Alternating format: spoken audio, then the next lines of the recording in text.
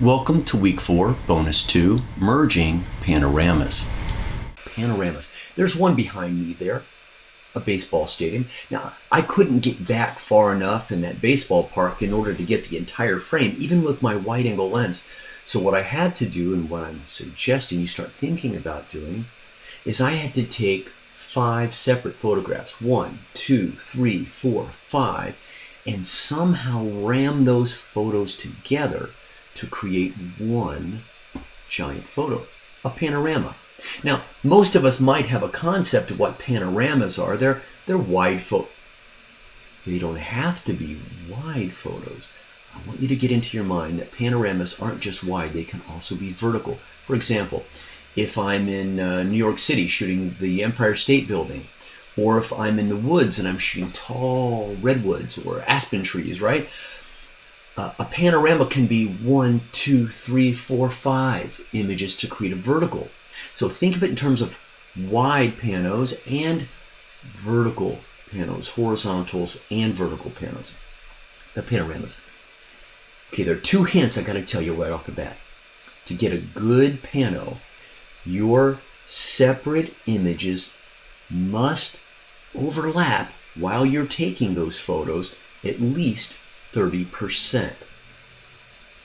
Okay, so if I'm taking photo 1, the next photo has to overlap by 30%, and the next by 30%, and so on. Okay, no matter what direction your panos. The second hint is that if I want to wind up with a horizontal panorama, I rotate my camera to shoot vertically. So I'll take 1, 2, 3, 4, 5 vertical shots to combine them into one wide pano. Same for vertical. If I'm shooting if I want a vertical, I shoot horizontal. 1, 2, 3, 4, 5. You'll get more pixels if you shoot that way. There are a couple of reasons to shoot panos. I gave you one. One is I get back so far I just can't capture the whole scene. That's usually what happens to me typically. But I have a great friend, a superstar photographer. You can look him up on the internet. His name is Joel, Joel Grimes, Grimes. And Joel Grimes has become famous for getting lots of really good work shooting billboard art. His images are so big, literally counting pixels. They're so big that they can actually be printed larger than most other photographers' images. Can I give you the trick? He shoots panos. His images have more resolution in them because they're not just the width that his camera can produce.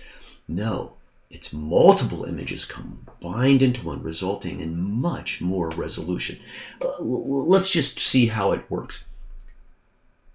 Now you can create panos in Photoshop. I wouldn't, I used to, I don't, because that's old technology. Photoshop is slower, it takes longer, it requires more RAM, and you'll often get a scratch disk is full error in Photoshop. It's not the fastest way to do it. You know the fastest way to do it. Well, you will soon. It's in good old you-know-who, Bridge. Let's show you how it works. I'm going to show you what my final pano here in Bridge looks like. This is my ultimately stitched together pano. Now, this is actually 4 images. Shot tall, right? Short portrait mode. 1, 2, 3, 4. And they were rammed together into one giant image. That's my result. But let me show you how we got there. Now I'm going to hold the Command key on the Mac or the Control key on the PC in order to click Command or Control and add to. Click. Click. I'm selecting all 4 of my original images. Command or Control, click. Now I'm going to hit spacebar so we can get a good look. Spacebar, there's one, the first of my 4 images. And if I hit the right arrow, I can see the second of my 4, and the third of my 4, and the fourth. Okay, now I'm going to go backward and show you again. This is image 4, but look how my bench and the old Scottish style manor hotel are in the 4th image, and they're also overlapping in the 3rd image. And in the 3rd image, remember I'm working backwards, there's some people and a bench. And when I go to the 2nd image, you see my people and the bench are overlapping. And when I go back to the 1st image, you can see the people are there in the water. So it's overlapping by at least 1/3, right? Command, click, click, click, click.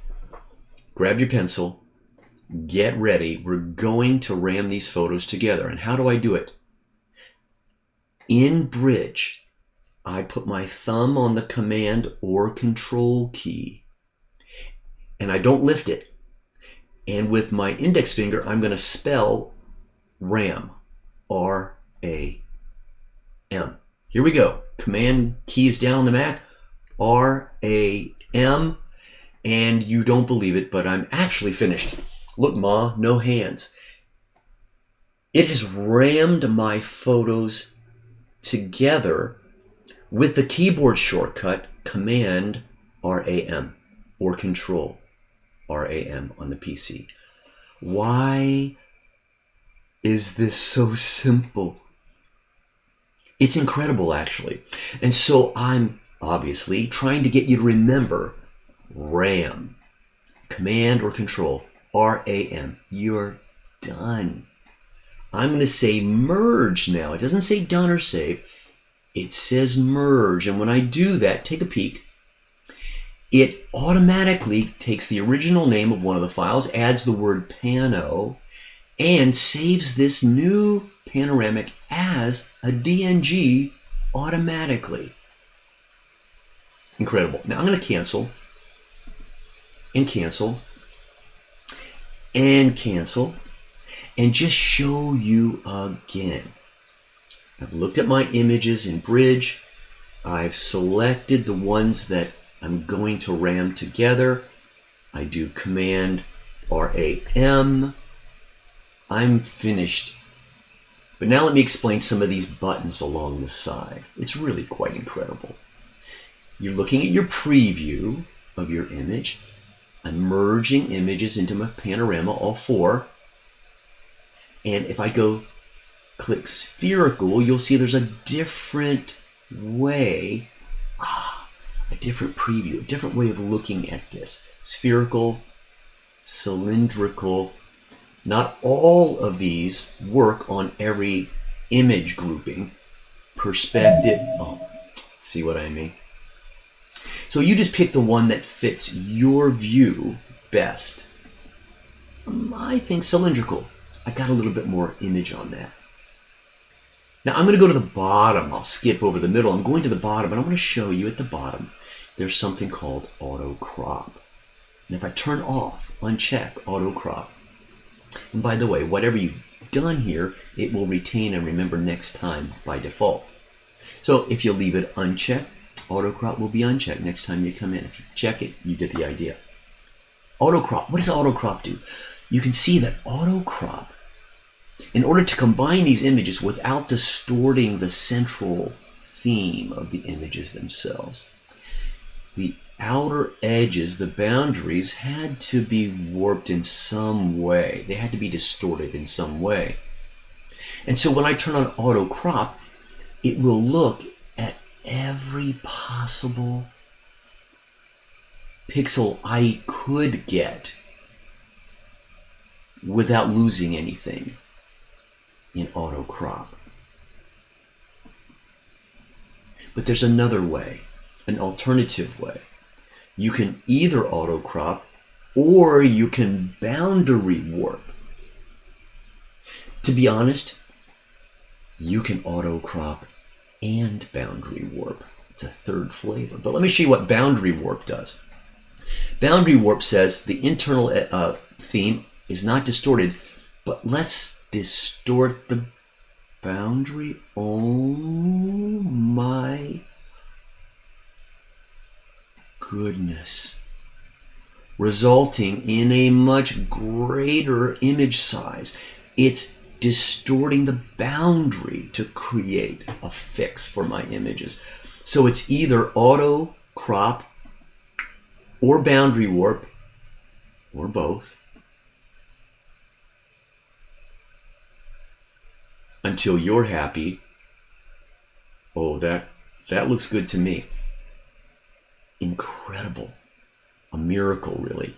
Now, I'm going to go ahead and just boundary warp for giggles and merge.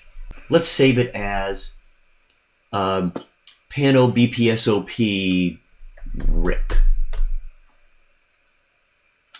And I want you to notice at the bottom of my image, it shows me this new DNG's dimensions. Check out its width. Its width, 9,119 pixels. Now, wait a minute. You may not have noticed that the original images were only 7360 each. 7360, 7360, 7360. But allowing for the overlap that I obviously had, I now have a larger resolution image than any of my original files. They've been combined, and now I have a much larger resolution image. I can therefore print it at higher res. This blows my mind. It's fast. It's easy. It takes a lot less memory, IQ, another word for RAM, than Photoshop does. And it saves me a non-destructive DNG raw file. What could be better?